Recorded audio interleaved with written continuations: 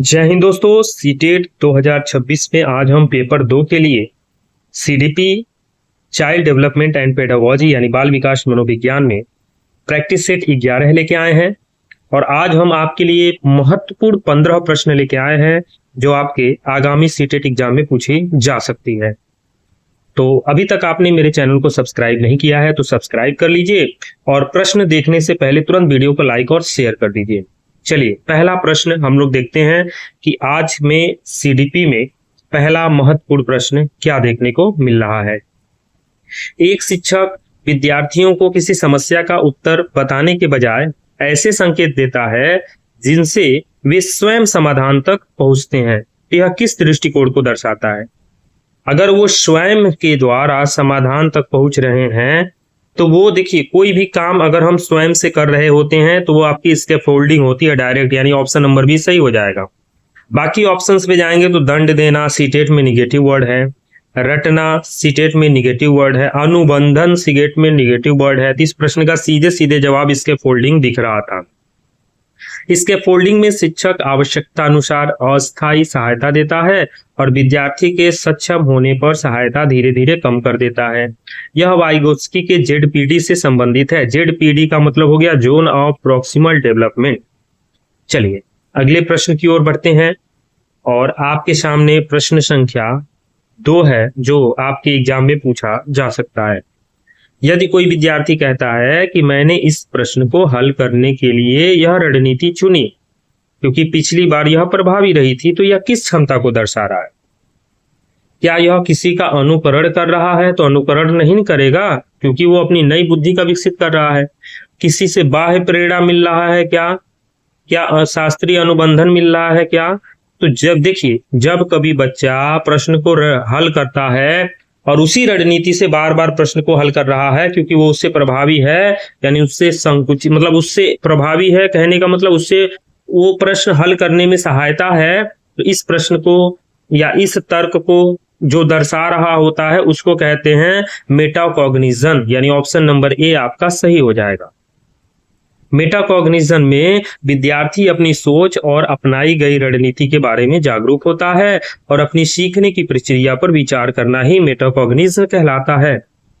अगले प्रश्न की ओर बढ़ते हैं तो प्रश्न संख्या 3 आपके लिए है और एक गजब का प्रश्न है ये कि एक शिक्षक विद्यार्थियों को केवल सही उत्तर बताने के बजाय यह पूछता है कि तुम्हारे उत्तर का समर्थन करने वाला प्रमाण क्या है? क्या प्रमाण है कि तुम्हारा जवाब सही है? इसका मुख्य उद्देश्य क्या होगा? स्मरण मने याद करना, तो ये तो निगेटिव वर्ड है। प्रमाण आधारित, तो हमको प्रमाण देने की बात की जा रही है तो ये प्रमाण आधारित ही है प्रश्न। इस प्रश्न का सही जवाब तो ऑप्शन नंबर बी दिख रहा है। लिखने की तो बिल्कुल बात ही नहीं हो रही है, अनुशासन की भी बात नहीं हो रही है। इस प्रश्न का जवाब हो जाएगा प्रमाण आधारित तर्क विकसित करना। एविडेंस बेस्ड रीजनिंग में विद्यार्थी अपने दावे को तथ्य, प्रमाण और तार्किक कारणों से समर्थित करना सीखता है। अगले प्रश्न की ओर बढ़ते हैं तो प्रश्न संख्या 4 आपको देखने को मिलेगा जो कि एक अच्छा प्रश्न है कि एक बच्चा विज्ञान की कक्षा में अपने दैनिक जीवन के अनुभव को नई वैज्ञानिक अवधारणाओं से जोड़ता है। यह किस प्रकार के अधिगम को दर्शाता है? तो इसका सही जवाब हो जाएगा ऑप्शन नंबर बी, सार्थक अधिगम को दर्शाता है। जब नया ज्ञान विद्यार्थी के पूर्व ज्ञान और अनुभवों से जुड़ता है तो सीखना अधिक अर्थपूर्ण और अस्थायी होता है। अगले प्रश्न की ओर बढ़ते हैं तो प्रश्न संख्या 5 आपको देखने को मिलेगा जो कि एक अच्छा प्रश्न है कि कक्षा में एक विद्यार्थी बार बार अपनी गलती सुधारने के लिए अलग अलग तरीके आजमाता है। शिक्षक को इसे किस रूप से देखना चाहिए? तो शिक्षक को क्या सीखने में असफलता? गलत जवाब। सीखने की प्रक्रिया का महत्वपूर्ण हिस्सा, ठीक है। अनुशासनहीनता, ये भी निगेटिव वर्ड। बर्बादी, निगेटिव वर्ड। इस प्रश्न का सही जवाब ऑप्शन नंबर बी हो जाएगा। सीखने की प्रक्रिया का महत्वपूर्ण हिस्सा बनना चाहिए। त्रुटियां विद्यार्थियों की सोच और समझ के बारे में महत्वपूर्ण जानकारी देती है और शिक्षक एरर एनालिसिस के माध्यम से सीखने की कठिनाई पहचान सकता है। अगले प्रश्न की ओर बढ़ते हैं तो प्रश्न संख्या 6 आपके लिए है कि एक शिक्षक विद्यार्थियों को किसी समस्या पर एक निश्चित उत्तर देने के बजाय अनेक संभावित समाधान प्रस्तुत करने के लिए कहता है। यह किसको बढ़ावा देगा? तो ये आपका अपसारी चिंतन होता है। ऑप्शन नंबर बी इसका सही जवाब हो जाएगा। यानी डाइवर्जेंट थिंकिंग यानी अपसारी चिंतन में एक समस्या के अनेक संभावित उत्तर या समाधान खोजे जाते हैं। यह रचनात्मकता के विकास में महत्वपूर्ण है। अगले प्रश्न की ओर बढ़ते हैं तो प्रश्न संख्या 7 आपको देखने को मिलेगा, जो कि एक अच्छा प्रश्न है कि एक विद्यार्थी परीक्षा में कम अंक आने के बाद अपनी गलतियों का विश्लेषण करता है और अगली बार के लिए नई रणनीति बनाता है, तो यह मुख्यतः किसका उदाहरण है? तो इसको कहते हैं सेल्फ रेगुलेटेड लर्निंग, यानी ऑप्शन नंबर ए सही हो जाएगा। यानी विद्यार्थी अपनी कमियों को पहचान कर योजना बनाता है, रणनीति बदलता है और अपने अधिगम की निगरानी करता है, यही सेल्फ रेगुलेटेड लर्निंग कहलाता है। अगले प्रश्न की ओर बढ़ते हैं तो प्रश्न संख्या 8 आपको देखने को मिलेगा, जो कि एक अच्छा प्रश्न है कि समावेशी शिक्षा में यदि किसी विद्यार्थी को कार्य पूरा करने के लिए अतिरिक्त समय दिया जाता है तो इसका उद्देश्य क्या है? क्या उसे विशेषाधिकार देना, उसकी व्यक्तिगत आवश्यकता के अनुसार अवसर देना? ये सही जवाब हो जाएगा ऑप्शन नंबर बी। यानी इंक्लूजन का अर्थ सभी को बिल्कुल समान सुविधा देना नहीं, बल्कि आवश्यकता के अनुसार उचित सहायता और समान अवसर उपलब्ध कराना होता है। अगले प्रश्न की ओर बढ़ते हैं तो प्रश्न संख्या 9 आपको देखने को मिलेगा, जो कि एक अच्छा प्रश्न है आपके लिए कि एक शिक्षक विद्यार्थियों को किसी विषय पर अलग अलग दृष्टिकोण प्रस्तुत करने के लिए और एक दूसरे के तर्कों पर चर्चा करने के लिए देता है। यह किस कौशल को सबसे अधिक बढ़ावा देगा? रटना तो निगेटिव वर्ड है, केवल निगेटिव वर्ड है, अनुकरण तो करना नहीं है, तो इसका सही जवाब ऑप्शन नंबर बी हो जाएगा। आलोचनात्मक चिंतन को ये विकसित करता है।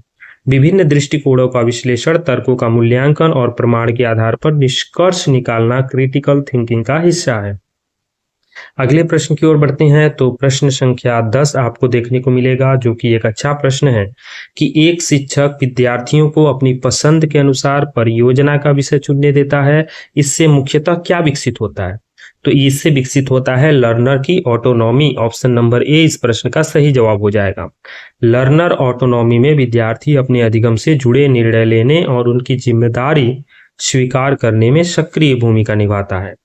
अगले प्रश्न की ओर बढ़ते हैं तो प्रश्न संख्या 11 आपके सामने है, जो कि एक अच्छा प्रश्न है और प्रश्न है कि एक शिक्षक परीक्षा के बाद केवल यह नहीं बताता कि विद्यार्थी के कितने अंक आए, बल्कि यह भी बताता है कि उसे किस क्षेत्र में सुधार करना चाहिए। यह किसका उदाहरण है? तो दंड का तो उदाहरण होगा नहीं, केवल निगेटिव वर्ड है, रैंकिंग की तो बात होगी नहीं। इस प्रश्न का सही जवाब उसके प्रभावी फीडबैक की बात की जाएगी। उपयोगी फीडबैक विद्यार्थी को क्या अच्छा हुआ और कहाँ सुधार करना है, दोनों समझने में मदद करता है। अगले प्रश्न की ओर बढ़ते हैं तो प्रश्न संख्या 12 आपको देखने को मिलेगा, जो कि अच्छा प्रश्न है कि एक बच्चा किसी नए प्रश्न को हल करने के लिए पहले सीखी हुई अवधारणाओं का प्रयोग करता है, तो इसे क्या कहा जाएगा? तो इसको कहते हैं अधिगम का स्थानांतरण करना। ऑप्शन नंबर ए सही हो जाएगा। पहले सीखे गए ज्ञान या कौशल को नई इस परिस्थिति में लागू करना ट्रांसफर ऑफ लर्निंग कहलाता है। अगले प्रश्न की ओर बढ़ते हैं तो प्रश्न संख्या 13 आपको देखने को मिलेगा कि एक शिक्षक विद्यार्थियों से कहता है कि इस उत्तर के अतिरिक्त कोई दूसरा समाधान संभव है क्या? यह प्रश्न मुख्यतः किस क्षमता को बढ़ावा देता है? तो यह बच्चे के रचनात्मक चिंतन को विकसित करता है। ऑप्शन नंबर ए सही जवाब हो जाएगा। वैकल्पिक समाधान खोजने से क्रिएटिविटी, फ्लेक्सिबिलिटी और ओरिजिनल थिंकिंग विकसित होती है। अगले प्रश्न की ओर बढ़ते हैं तो प्रश्न संख्या 14 आपके लिए है और यह एक बेहतरीन प्रश्न है। प्रश्न है कि एक शिक्षक कमजोर प्रदर्शन करने वाले विद्यार्थियों को कम बुद्धिमान कहने के बजाय उसकी सीखने की रणनीति और कठिनाई का कारण जानने का प्रयास करता है।